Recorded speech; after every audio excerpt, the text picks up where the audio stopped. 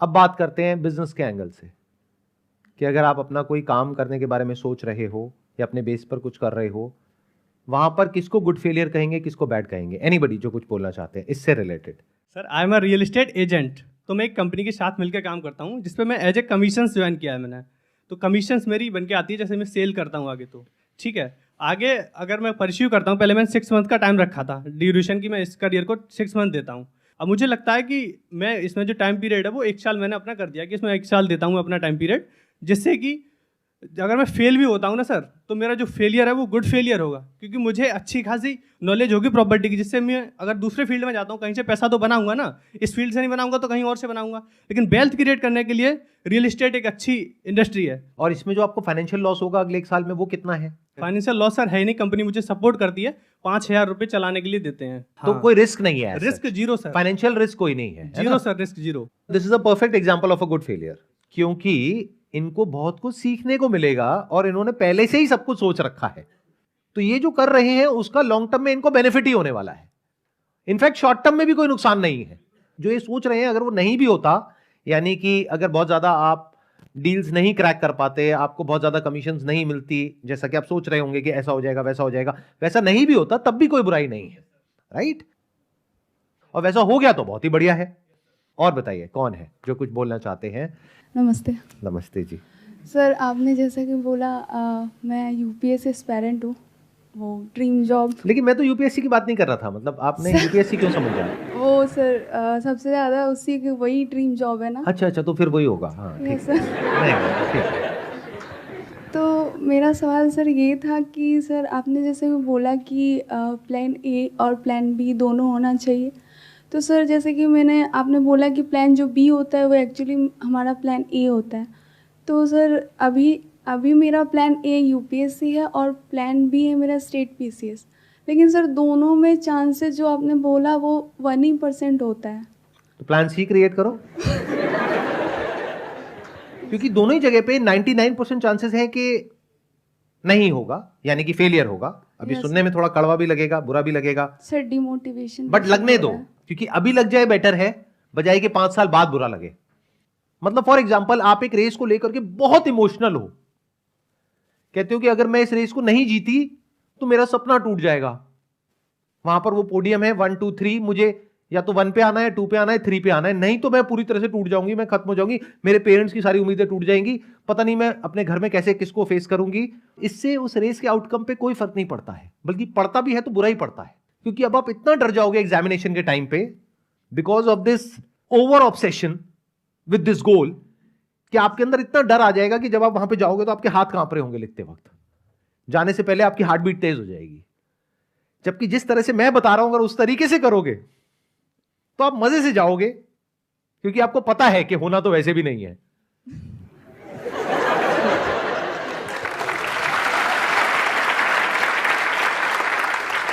पता नहीं हम ऐसे क्यों नहीं सोचते हैं, क्योंकि ना हमारी अपब्रिंगिंग ऐसी है या फिर हमारी थॉट प्रोसेस ऐसी है। देखो मैं जब भी कोई नया काम करता हूं ना, तो मेरे आसपास वाले जो लोग होते हैं वो थोड़ा टेंशन में होते हैं, मैं हंस रहा होता हूं, वो कहते हैं सर आप बहुत अजीब हो, मतलब इतना बड़ा रिस्क ले रहे हो और आप हंस रहे हो। मैंने कहा मुझे पता है वैसे भी कुछ होना तो है नहीं, क्योंकि 90% है कि फेल ही होगा। फिर वो कहते हैं कि सर जब आपको पता है कि 90% चांसेस है कि ये जो आप नया काम करने वाले हो ये फेल ही होगा, तो कर क्यों रहे हो? मैंने कहा लेकिन 10% चांसेस है सक्सेसफुल होने के।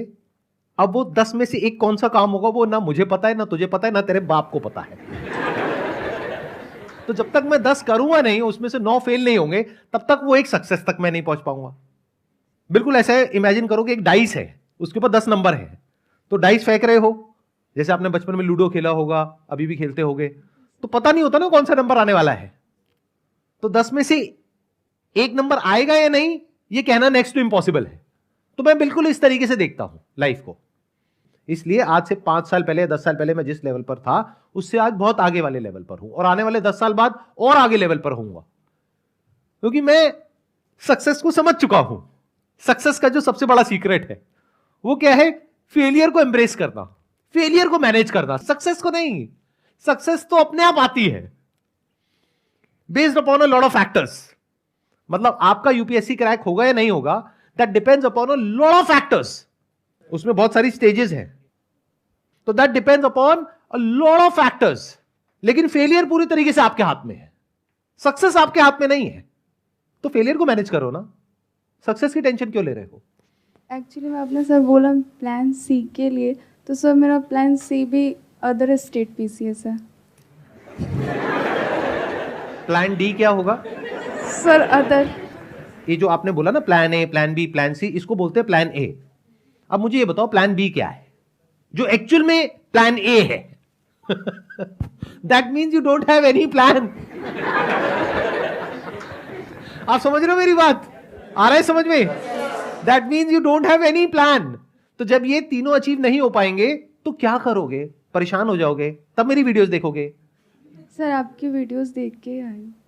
नहीं वो ठीक है, अभी आप देख करके आए हो, सही टाइम पे आ गए, क्योंकि 4-5 साल बाद आते तो बहुत देर हो जाती। सर ये मेरा फर्स्ट अटेम्प्ट होने वाला है। ये फर्स्ट है तो कोई दिक्कत नहीं है, अभी तो पूरी लाइफ आपके सामने पड़ी है। तो अब सोच लो, अगर अभी नहीं भी है तो ये नहीं है कि कोई आपके ऊपर प्रेशर है कि आपको अभी इमीडिएटली बताना है। ये जो आप बोल रहे हो ना plan A, plan B, plan C, इसको बोलो प्लान ए। अगर मेरा सेशन अभी तक समझ नहीं आया है तो, अगर समझ आ गया है तो ये है प्लान बी।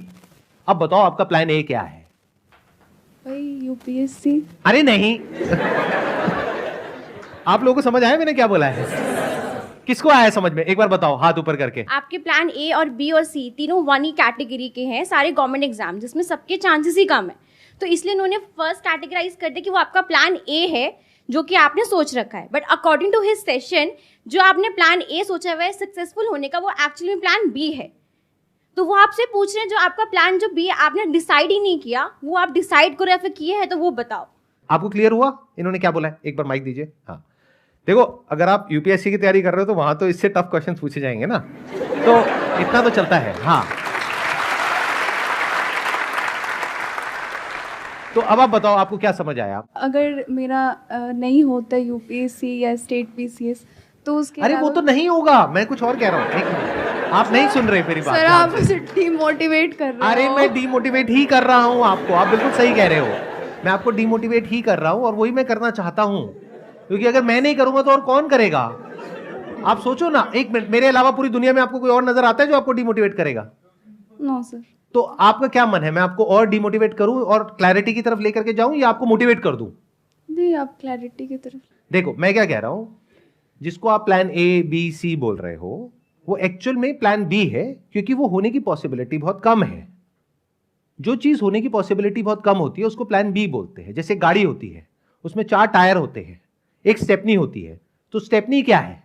प्लान बी, क्योंकि गाड़ी के पंचर होने के चांसेस कम है। ऐसे ही ये एग्जामिनेशन क्रैक होने के चांसेस बहुत कम है, तो ये हो गया प्लान बी। अब आप बताओ आपको क्या समझ आया मेरे इन बातों से? सर बातों से समझ में आया कि प्लान ए प्लान करना चाहिए, मतलब करना पड़ेगा। सर मैंने कर लिया। कर लिया? Let's give big round of applause for her. बताओ प्लान ए क्या है? शादी।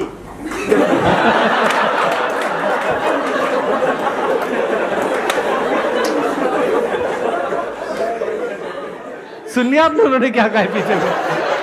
शादी। ओ बदतमीजो, चुप रहो। हाँ एक मिनट इनको बोलने दो। हाँ please. Sir UPSC coaching. UPSC coaching? Yes sir.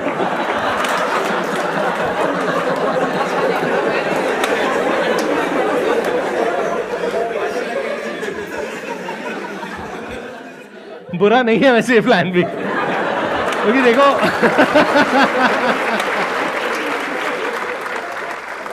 हंस रहे हैं सब लोग, बट ये आइडिया बुरा नहीं है, क्योंकि देखो लोगों को कितना मर्जी समझा लो, यस सर। लोगों को समझ तो आने वाला है नहीं, किसी को नहीं आता। किसी को समझ नहीं आएगा, ठीक है। और मुझे ये भी जनता अभी कभी नहीं कम होने वाली है ही नहीं, ये बढ़ने वाली है। हाँ यस आज अगर 5-10 लाख हैं तो आने वाले टाइम में 20 लाख हो जाएंगे, 25 लाख हो जाएंगे, यस सर। तो ये बढ़ने ही वाले हैं। तो ये जो आपने सोचा है ये बहुत अच्छा सोचा है, ये बुरा नहीं है। सर वो जैसे कि अभी जो प्रिपरेशन चल रही है, थोड़ा सा मोटिवेशन भी चाहिए। थोड़ा सा मोटिवेशन भी चाहिए। यूपीएससी की कोचिंग में बहुत पैसा है।